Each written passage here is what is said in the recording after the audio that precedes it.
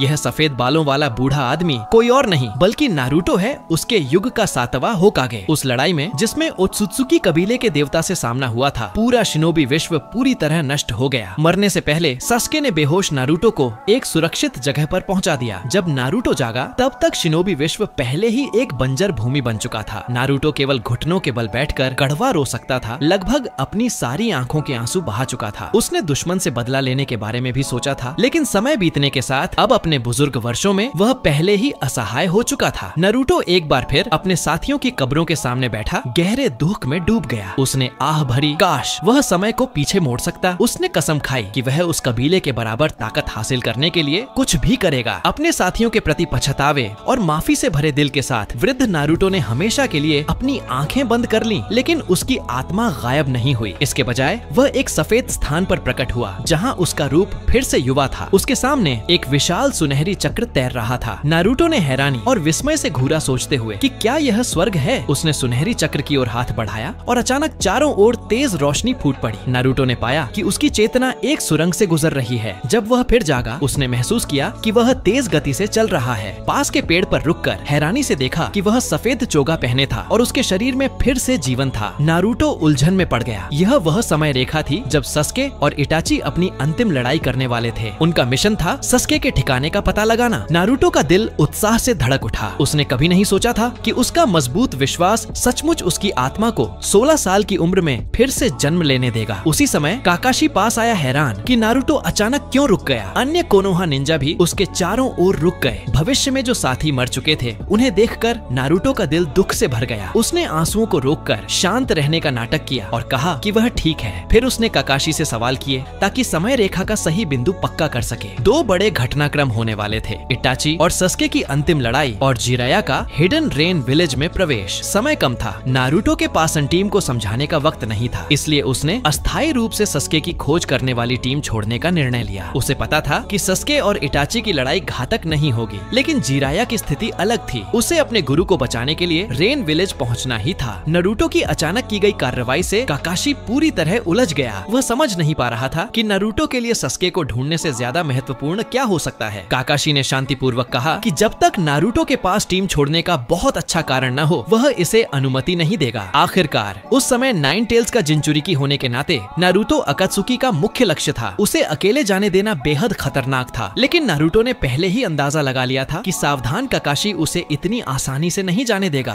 बातचीत के दौरान उसने गुप्त रूप से नेचुरल एनर्जी अवशोषित करना शुरू कर दिया। अब जब वह पुनर्जन्म ले चुका था, कई जुत्सु पहले से ही उसकी स्मृति में गहराई से अंकित थे, तो उन्हें फिर से अभ्यास करने की आवश्यकता नहीं थी। उसे यह भी पता था कि यदि वह भविष्य से आने की सच्चाई बताता तो भी कोई उस पर आसानी से विश्वास नहीं करता। इसलिए नारुतो ने जबरदस्ती निकलने का फैसला किया। काकाशी ने नारुतो के अजीब व्यवहार को देखा और तुरंत यामाटो से 4 पिलर प्रिजन का उपयोग कर उसे फंसाने को कहा, लेकिन अचानक नारुतो की आंखों के किनारे सेज मोड के नारंगी निशान दिखाई देने लगे। काकाशी तुरंत समझ गया कि यह जिराया का सेज मोड है और हैरानी से पूछा कि नारुतो ने यह कब सीखा। नारुतो ने सिर झुकाकर सबको माफी मांगी, कहा कि उसके पास कुछ जरूरी काम है और उसे पहले जाना होगा, बाकी बाद में सब समझाएगा। इतना कहकर उसने पल भर में 4 पिलर प्रिजन तोड़ दिया और बॉडी फ्लिकर से गायब हो गया। यामाटो उसका पीछा करने ही वाला था कि काकाशी ने उसे रोक दिया। नारुतो को जितना वह जानता था उसके हिसाब से यह मानना मुश्किल नहीं था कि उसके पास कोई ठोस कारण है और अभी सेज मोड में उसे रोकना किसी के लिए भी असंभव था। काकाशी ने सबको सस्के की खोज जारी रखने का आदेश दिया, जबकि साई को अपनी सुपर बीस्ट इमिटेटिंग ड्राइंग से यह जानकारी त्सुनाडे तक पहुंचाने को कहा। टीम से निकलने के बाद नारुतो एक ऊंचे स्थान पर रुका और सेज परसेप्शन से चारों ओर सब कुछ महसूस किया। 3 बजे की दिशा में टीम ताका था, जबकि 6 बजे इटाची। हालांकि नारुतो सस्के को देखने के लिए उत्सुक था, लेकिन यह सही समय नहीं था। वह 6 बजे की ओर मुड़ गया। उसे इटाची से उचिहा शिसुई की आंख लड़ाई से पहले प्राप्त करनी थी। नारुतो को इटाची के प्रति गहरा सम्मान था। पिछली जिंदगी में होकागे बनने के बाद वह और बेहतर समझ गया था कि इटाची ने कोनोहा की शांति के लिए कितनी बलिदान दिए। कुछ ही देर में उसने जंगल में इटाची को ढूंढ लिया। इटाची हैरान हुआ कि नारुतो खुद उससे मिलने आया है। नारुतो चाहता था कि इटाची सस्के से लड़ाई छोड़ दे। उसे पता था कि इटाची की सेहत का मतलब था कि उसकी जिंदगी में कुछ ही दिन बचे हैं, लेकिन इटाची अड्डा हुआ था क्योंकि यही लड़ाई सस्के के मंगेक्यो शरिंगन जगाने का तरीका तथा नारुतो जानता था कि ओत्सुत्सुकी से लड़ने के लिए सस्के की शक्ति बेहद जरूरी है। इटाची वह व्यक्ति था जो रहस्य रख सकता था, इसलिए नारुतो ने मुट्ठी भिड़ाकर भविष्य की सच्चाई उसे बता दी। हैरान करने वाली सच्चाई ने इटाची की मान्यताओं को हिला दिया। वह इसे आसानी से स्वीकार या विश्वास नहीं कर पा रहा था, लेकिन नारुतो के अचानक बदलाव को देखते हुए उसे अंदाजा हुआ कि यह शायद सच है। सब कुछ सुनने के बाद इटाची को सांत्वना और दुख दोनों महसूस हुए। सांत्वना इस बात की कि हालांकि आखिर में सस्के भटक गया, लेकिन उसने कोनोहा और शिनोबी विश्व की रक्षा की, उचिहा नाम को पुनः स्थापित किया और यहाँ तक कि उसकी एक बेटी भी हुई, सरादा। यह सोचकर इटाची के होंठों पर हल्की मुस्कान आ गई, लेकिन वह दुखी भी था कि आखिरकार सस्के और कोनोहा इतने दुखद अंत से गुजरे। नारुतो ने सोचा कि नियति के मोड़ से उसे इस युग में फिर से जन्म मिला है। इस बार वह उस अंत को कभी दोहराने नहीं देगा। उसने इटाची से माफी मांगी और कहा कि वह भाइयों की अंतिम लड़ाई रोकना नहीं चाहता। इटाची ने उसकी मंशा समझ ली। यह लड़ाई सस्के की वृद्धि में सबसे अहम मोड़ थी। भले ही नारुतो कोशिश करता,